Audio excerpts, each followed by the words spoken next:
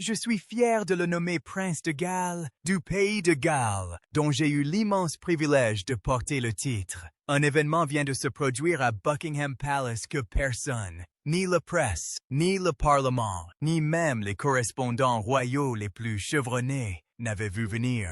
Le roi Charles III, qui lutte contre un cancer toujours actif ayant ébranlé les fondements même de la monarchie britannique, vient de signer un décret extraordinaire conférant officiellement à Catherine, princesse de Galles, le rôle de gardienne unique des joyaux de la couronne.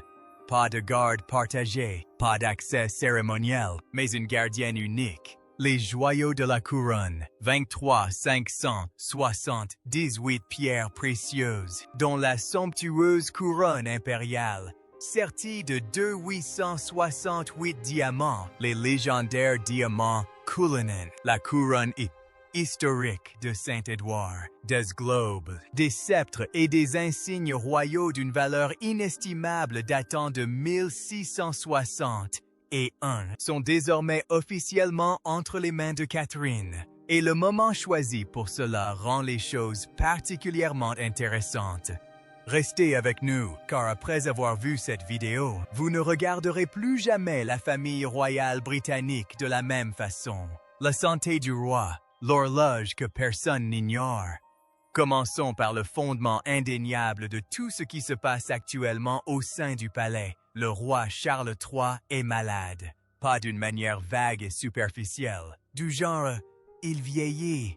Il s'agit d'un véritable diagnostic de cancer, découvert début 2024, lors d'une intervention chirurgicale de routine pratiquée sur le prince Charles pour soigner une hypertrophie de la prostate. Au cours de cette opération, les médecins ont fait une découverte inattendue, un cancer. Fidèle à son habitude, Buckingham Palace a refusé de préciser le type exact de cancer.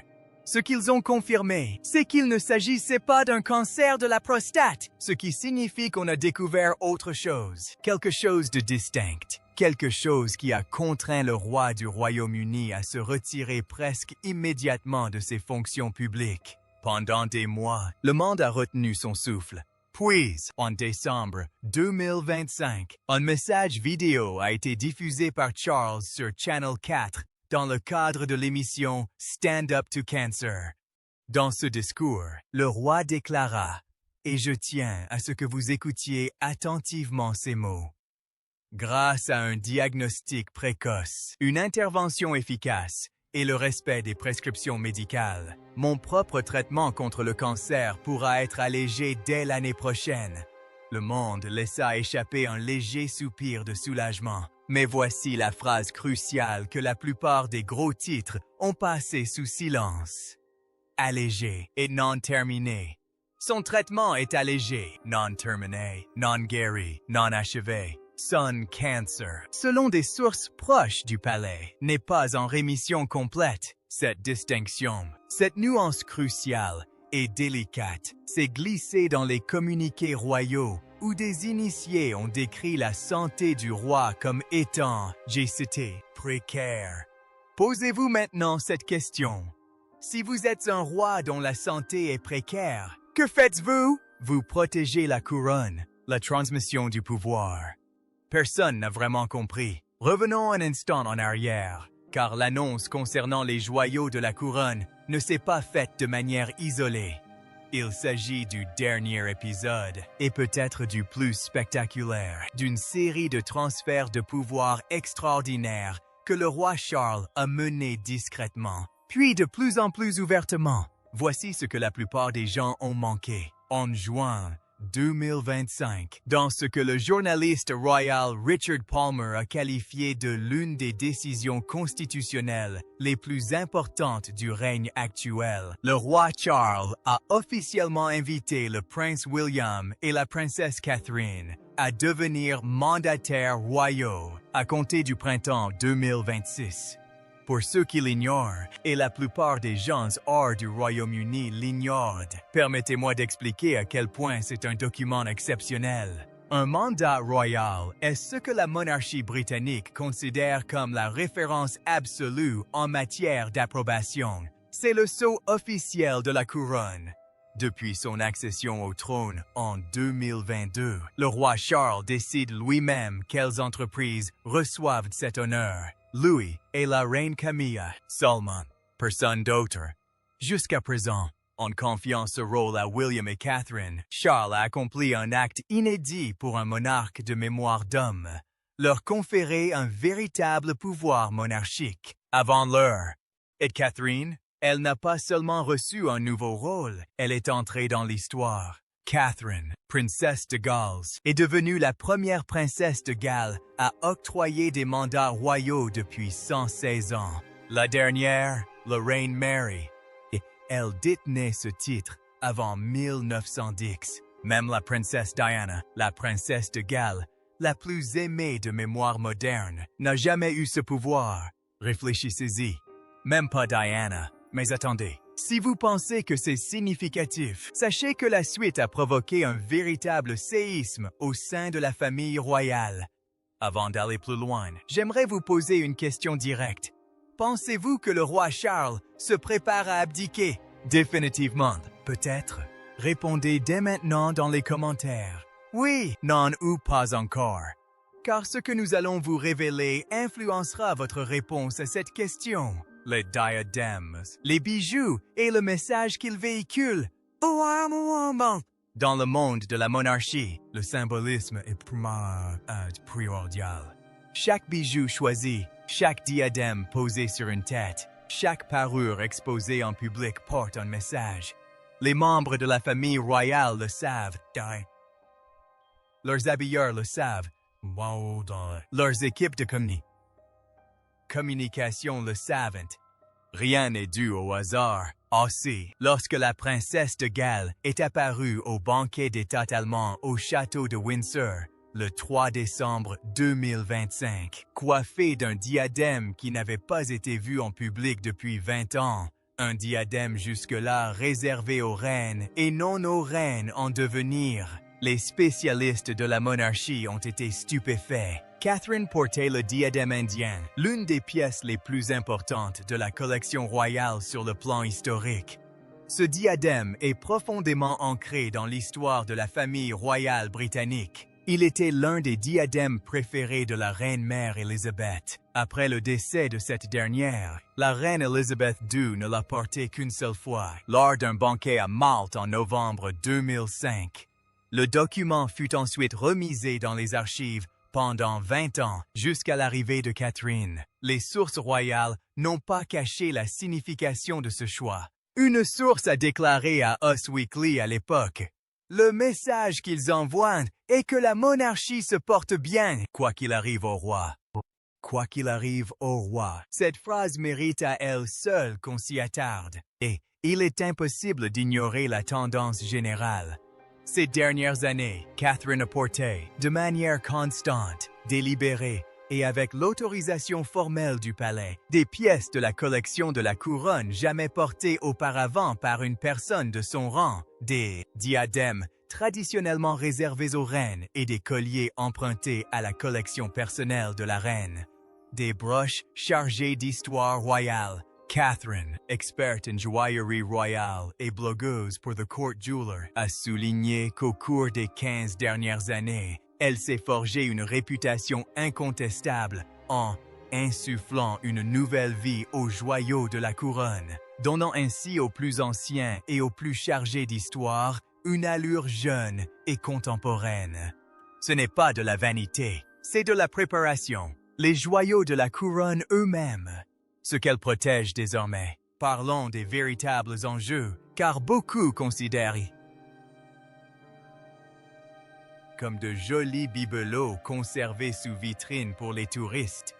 Non, les joyaux de la couronne constituent la plus grande collection vivante d'insignes royaux au monde. Ils sont conservés dans la salle des joyaux de la Tour de Londres, une forteresse qui se dresse depuis près de 1000 ans.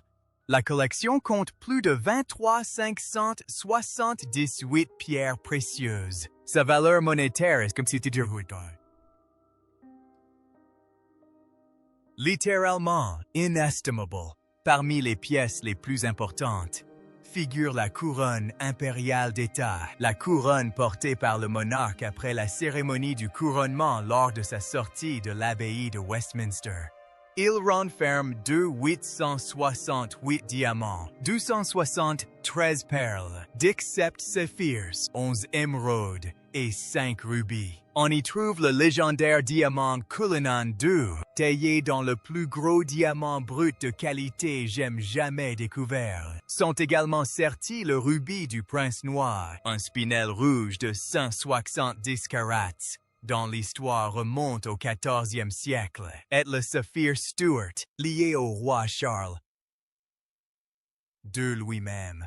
La couronne de Saint-Édouard, la véritable couronne du couronnement, créée en 1661, fut utilisée uniquement lors de la cérémonie. Le roi Charles III la porta lors de son couronnement, le 6 mai 2023, à l'abbaye de Westminster, le premier couronnement en 70 ans. Le globe et le sceptre du souverain symbolisaient respectivement l'autorité divine et le pouvoir terrestre.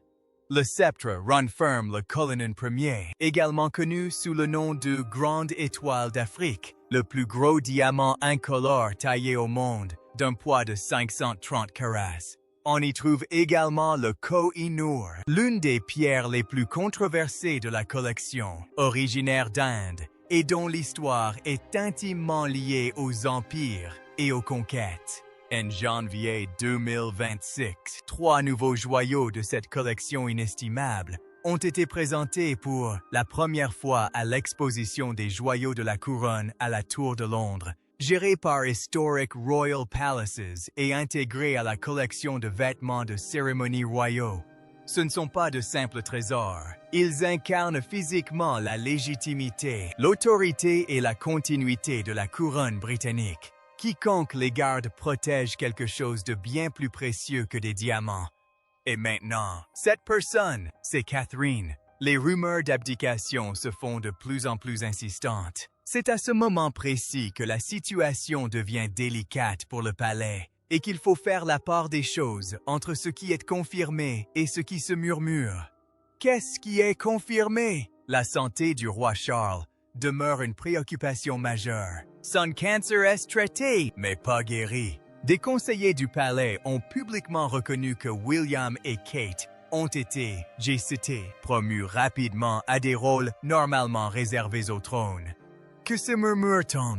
Le calendrier de succession n'est plus une simple hypothèse. En mars 2026, des sources internes citées par Jubilee Cast ont fait une déclaration qui a semé la panique chez les observateurs de la famille royale. L'une d'elles a affirmé, sans que le palais ne le démente, que les discussions internes concernant le calendrier de succession ne relèvent plus de la simple hypothèse. D'autres ont avancé que le roi Charles pourrait abdiquer d'ici quelques semaines, certains évoquant la cérémonie du salut aux couleurs comme une possible dernière apparition publique majeure, y voyant un ultime coup d'éclat au balcon avant de céder le pouvoir. Il n'y a eu aucune annonce publique, aucune motion constitutionnelle, ni aucune confirmation du palais quant à un éventuel calendrier d'abdication. Soyons parfaitement clairs à ce sujet. Voici ce qui est confirmé. William a présidé des cérémonies d'investiture et organisé des réceptions d'État de haut niveau. Il a tenu des réunions au nom du roi, des fonctions qui, tout au long de l'histoire de la monarchie britannique, ont incombé au seul monarque. Un initié a été très clair sur la signification de tout cela. C'est une étape très importante.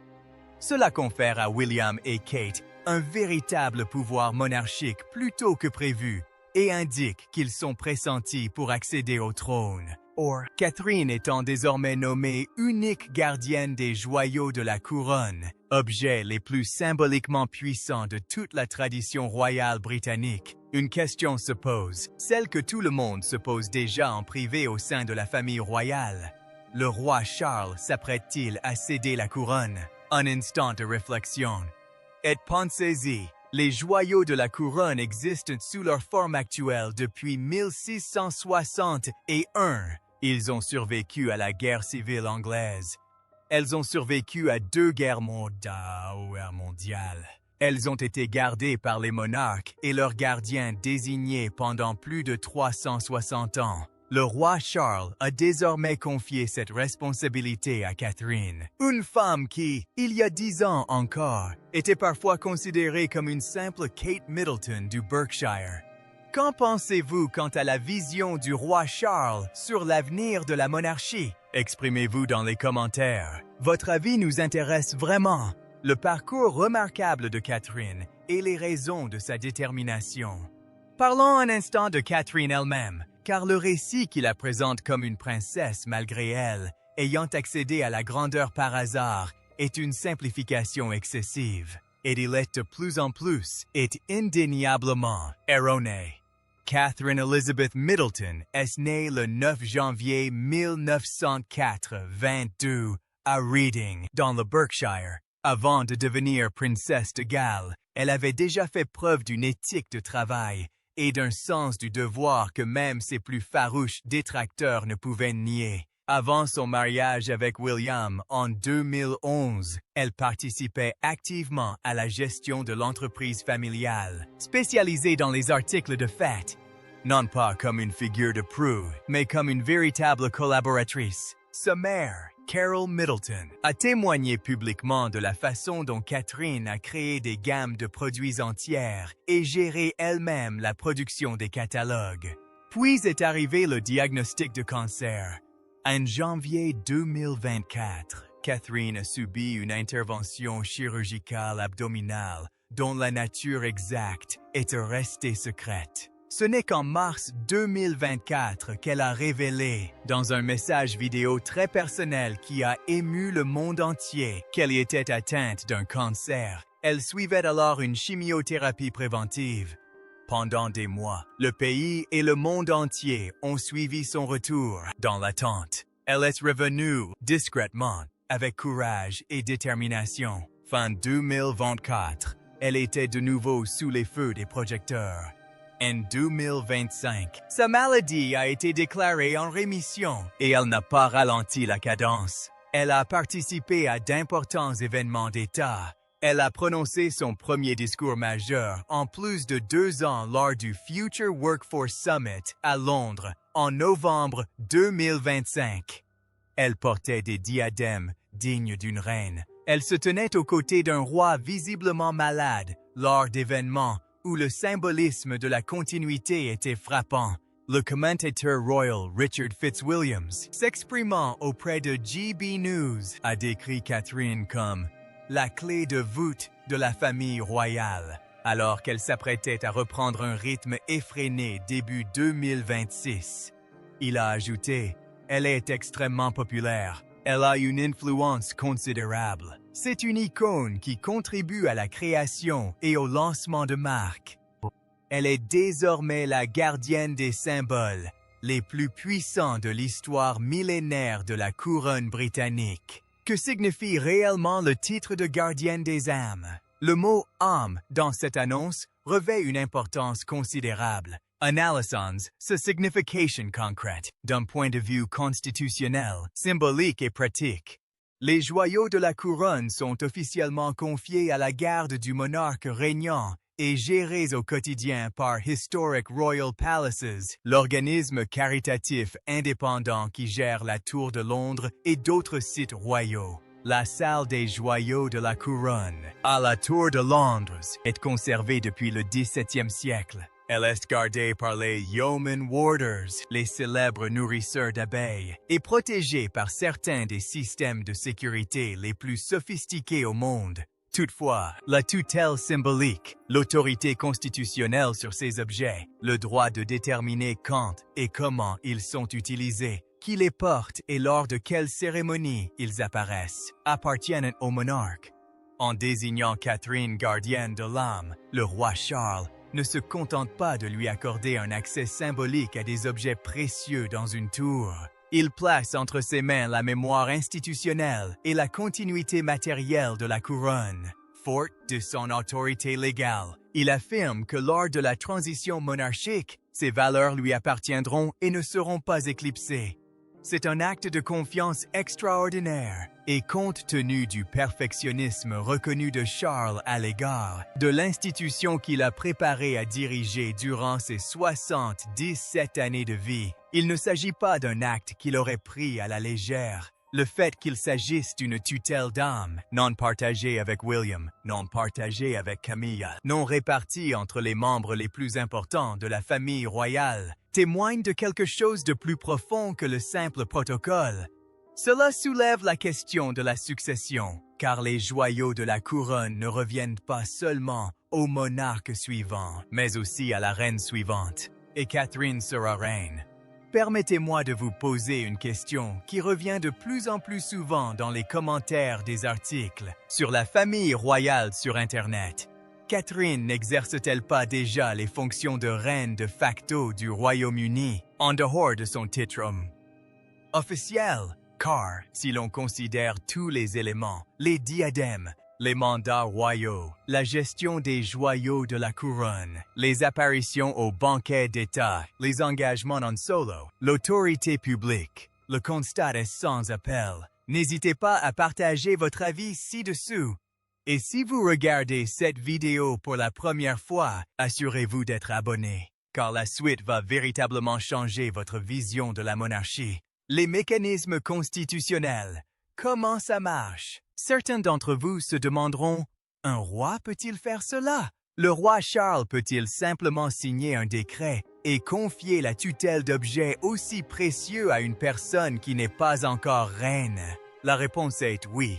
Voici pourquoi. La monarchie britannique ne fonctionne pas selon une constitution écrite rigide. Le Royaume-Uni n'a pas de constitution codifiée.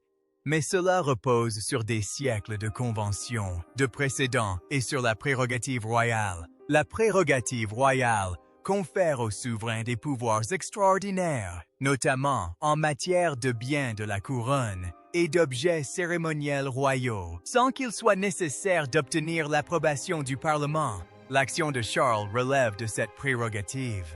Il est le monarque. Les joyaux de la couronne, symboles de la monarchie, relèvent fondamentalement de son autorité symbolique, désigner une future reine comme leur gardienne, surtout à une époque où la planification successorale n'est plus une simple hypothèse, est juridiquement fondée et historiquement justifiée.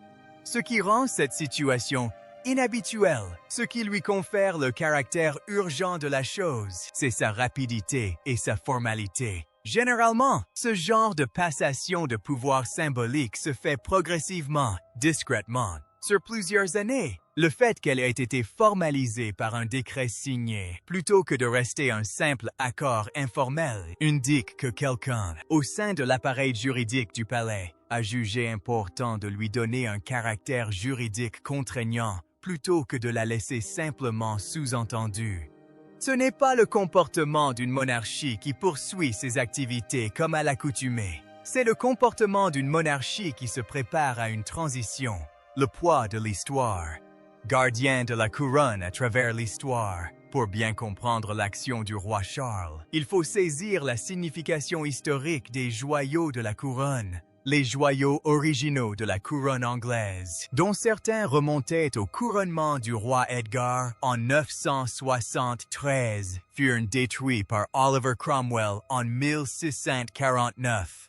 Le Parlement de Cromwell ordonna la fonte des insignes royaux, la réutilisation de l'or et la vente des pierres précieuses. Il s'agissait d'un acte de profanation délibérée, d'une tentative d'effacer les symboles matériels de la monarchie elle-même. Ils échouèrent. Lorsque le roi Charles II fut restauré sur le trône en 1660, de nouveaux insignes furent commandés. De nouvelles couronnes furent confectionnées, de nouveaux sceptres forgés et une nouvelle cuillère de couronnement. Seul vestige d'avant les purges de Cromwell fut intégré à la cérémonie. Ces objets, constamment entretenus et utilisés, sont depuis lors au cœur de chaque couronnement britannique. Les joyaux de la couronne n'ont été volés qu'une seule fois dans toute l'histoire. En 1660, 1711, un homme du nom de Thomas Blood parvint à faire sortir clandestinement la couronne de Saint-Édouard de la Tour de Londres, dissimulée sous un manteau avant d'être appréhendé. Le roi Charles II lui accorda une grâce remarquable. Depuis lors, les joyaux sont gardés avec une sophistication croissante.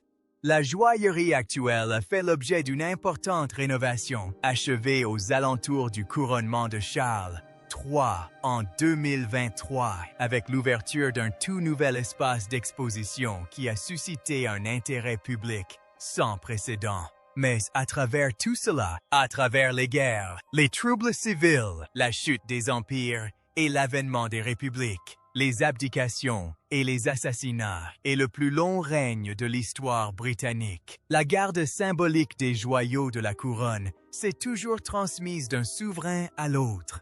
Jusqu'à présent, elle avait échappé à tous les souverains intermédiaires.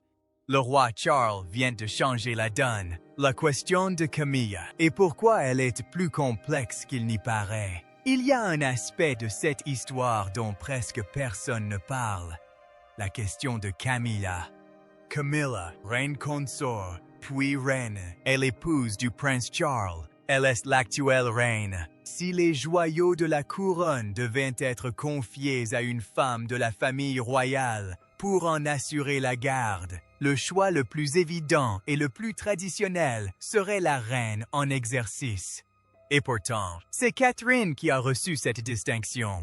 Qu'est-ce que cela signifie? Les observateurs royaux ont depuis longtemps remarqué que si Camilla a été acceptée par le public à un degré qui semblait autrefois impossible, elle est populaire, respectée et a travaillé avec diligence pour mériter sa position. Il existe une réalité structurelle au sein du palais qui n'a jamais été dissimulée. L'avenir de la monarchie repose sur William et Catherine, et non sur Camilla. Lorsque Charles quittera le trône, que ce soit par abdication ou par décès, le rôle officiel de Camilla au sein de la famille royale diminuera considérablement. Elle deviendrait reine douairière, conservant un statut cérémoniel, mais sans autorité institutionnelle. Les joyaux de la couronne, intrinsèquement liés à l'exercice effectif du pouvoir monarchique, devraient être transmis à la génération suivante. En désignant Catherine dès maintenant, au lieu d'attendre la transition naturelle, Charles accomplit un geste discret mais radical. Il accélère ainsi l'exercice de l'autorité de Catherine sur les symboles de la monarchie de son vivante, afin de garantir une légalité incontestable. Il s'agit de protection, de gestion de l'héritage et peut-être du signe le plus clair à ce jour de l'imminence. Selon le palais, dès la transition, dans les moments véritablement importants pour la famille royale, le silence du palais est souvent plus révélateur que ses paroles. Buckingham Palace n'a fourni aucune explication détaillée quant au moment choisi pour cette décision. Ils n'ont convoqué aucune conférence de presse. Ils n'ont fourni aucune explication aux correspondants royaux. Ils n'ont pas publiquement établi de lien entre cette annonce et l'état de santé du roi. Ce silence est révélateur. L'an dernier, lors de l'annonce de la nomination de Catherine, une importante opération de presse avait été menée. Explication, contexte, citations de sources royales, célébrant le caractère historique de son rôle. L'annonce a été présentée comme une bonne nouvelle, une célébration. Cette commande de joyaux de la couronne a été gérée différemment, discrètement, rapidement, avec cette solennité institutionnelle que le palais réserve aux décisions qu'il se doit de prendre, mais qu'il préfère ne pas expliquer. Ces derniers mois, des sources bien informées ont décrit le roi Charles comme un homme profondément conscient de son héritage et du risque que représente l'instabilité institutionnelle pour la monarchie qu'il a consacré sa vie à protéger. Il aurait fait adopter en force des décisions qui nécessiteraient normalement des années de réunions de comités et d'examens constitutionnels, et ça, avec une urgence qui en dit long sur le calendrier qu'il s'est fixé. Un rapport particulièrement frappant, datant de mars 2026, décrit Charles lors d'une réception privée où il s'est presque affalé sur sa chaise, tandis que William et Kate, avec discrétion, Professionnalisme et fluidité ont pris le relais pour assurer le bon déroulement de l'événement. Cette image, cette intervention discrète, est celle d'une transition déjà en cours. L'effet Kate et la sécurité nationale. Abordons un instant un sujet qui paraît plus léger, mais qui est en réalité très sérieux. La dimension économique et culturelle de la tutelle de Catherine. L'effet Kate, ces phénomènes où tout article porté par Catherine est en rupture de stock, n'est pas qu'une simple curiosité de mode. Il s'agit d'une force considérable, chiffrée en milliards de livres sterling, qui a dynamisé le commerce de détail, le tourisme et la notoriété des marques britanniques à travers le monde pendant 15 ans. Dès sa robe portefeuille bleu Issa en rupture de stock, le jour même de l'annonce de ses fiançailles en 2010, à l'engouement quasi frénétique que suscite chacune de ses apparitions en bijoux royaux. L'influence de Catherine sur les goûts, les désirs et les valeurs du public est sans égal au sein de la monarchie moderne. Le journaliste royal Richard Palmer l'a clairement exprimé lorsqu'il a évoqué le nouveau rôle de Kate en tant que dépositaire des mandats royaux. Le mandat de Kate sera particulièrement convoité, ce qui constitue la référence absolue en matière de recommandation, a-t-il déclaré, prendre une valeur inestimable lorsqu'il porte le nom de Catherine. Appliquons maintenant ce raisonnement aux joyaux de la couronne. Rien qu'en 2025 et 2026, Catherine est apparue parée de pièces de la collection royale qui n'avaient pas été exposées au public depuis des décennies. Chacune de ces apparitions a suscité un intérêt médiatique extraordinaire. Chaque apparition rappelait au public international et à l'important secteur touristique qui s'est développé autour de la Tour de Londres que ces joyaux ne sont pas de simples pièces de musée figées. Ce sont des symboles vivants. Ils sont portés. Elles sont significatives. Elles comptent. La tutelle des joyaux de la couronne par Catherine n'est pas seulement importante sur le plan symbolique. C'est un choix stratégique sur le plan économique. Elle est la personne la mieux placée au sein de la famille royale pour donner aux joyaux de la couronne une dimension culturelle pertinente pour une génération qui a grandi avec Instagram et TikTok. Et le roi Charles, quel que soit son état de santé, sait parfaitement ce qu'il fait. Que va-t-il se passer ensuite? Où cela va-t-il nous mener? La vérité, c'est que nous sommes en terrain inconnu depuis l'abdication du roi Édouard VIII en 1936, qui renonça au trône pour la femme qu'il aimait. La monarchie britannique n'a jamais été confrontée à une question de succession aussi imminente, aussi concrète et aussi lourde de conséquences. Le roi Charles a agi comme tout bon souverain. Il a tout préparé. Il a remis à Catherine les lettres de noblesse royale. Il l'a élevée au rang de reine des Indes. Il l'a placée au cœur des fonctions d'État, comme co-responsable plutôt que comme figure de second plan. Il lui a confié la garde légale des objets les plus sacrés de la tradition royale britannique. La suite dépend de facteurs que même le palais ne peut maîtriser pleinement. L'évolution de l'état de santé de Charles, les recommandations de son équipe médicale, les conseils de ses conseillers constitutionnels et, surtout, la conviction du roi lui-même qu'il est plus juste d'agir que de rester passif. Ce que nous savons, c'est que le plan de contingence, celui que William et Catherine auraient mis en place depuis 2024, n'est plus un projet pour un avenir lointain. Il s'agit d'un plan pour un événement imminent. Des sources royales l'ont confirmé fin 2025, précisant que le prince et la princesse de Galles suivaient de près la situation et étaient prêts à toute éventualité. Ces propos, venant de personnes au sein du palais, en disent sur l'état actuel de la monarchie britannique. Catherine, princesse de Galles, guérie d'un cancer, gardienne des joyaux de la couronne, investie de mandats royaux, porteuse des diadèmes de la reine, gardienne d'une tradition millénaire, est prête. Une question demeure.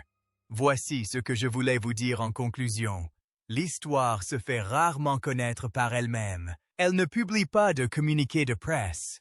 Cela ne se manifeste pas par des discours télévisés. Cela se passe dans le silence des pièces, dans des décrets signés, dans des joyaux posés sur des têtes qui n'étaient pas destinées à les porter, jusqu'à ce que, soudain, elles le soient. La signature de ce décret par le roi Charles III est un moment que la plupart des gens ne remarqueront même pas aujourd'hui. La plupart des gens passeront leur chemin. Ils verront un titre sur les joyaux de la couronne et penseront qu'il s'agit d'un reportage à caractère humain. Ils imagineront que le sujet est celui des diamants, des cérémonies et des traditions pittoresques d'une institution très ancienne. Mais vous le savez mieux maintenant, car vous êtes resté jusqu'au bout. Il s'agit de pouvoir. Il s'agit de succession. Il s'agit d'un roi engagé dans une course contre la montre, d'une princesse forgée dans l'épreuve et d'une couronne qui a survécu aux guerres civiles, aux révolutions, à la chute d'empire et à une pandémie, et qui est sur le point de passer à une nouvelle génération dans des circonstances que personne n'avait pleinement anticipées. La question n'est pas de savoir si Catherine deviendra reine, mais quand. Après tout ce que vous venez d'entendre, je vous invite à réfléchir à une dernière chose. Lorsque Catherine sera couronnée et que la couronne impériale, celle qu'elle porte désormais, sera posée sur sa tête, ce moment précis sera-t-il celui dont on dira « C'est là que tout a vraiment commencé ». N'hésitez pas à partager votre réponse dans les commentaires. Partagez cette vidéo avec ceux qui ont besoin de comprendre ce qui se passe réellement au sein de la monarchie britannique en ce moment. Abonnez-vous, cette éternelle histoire évolue plus vite que prévu et vous ne voulez pas manquer la suite. À bientôt!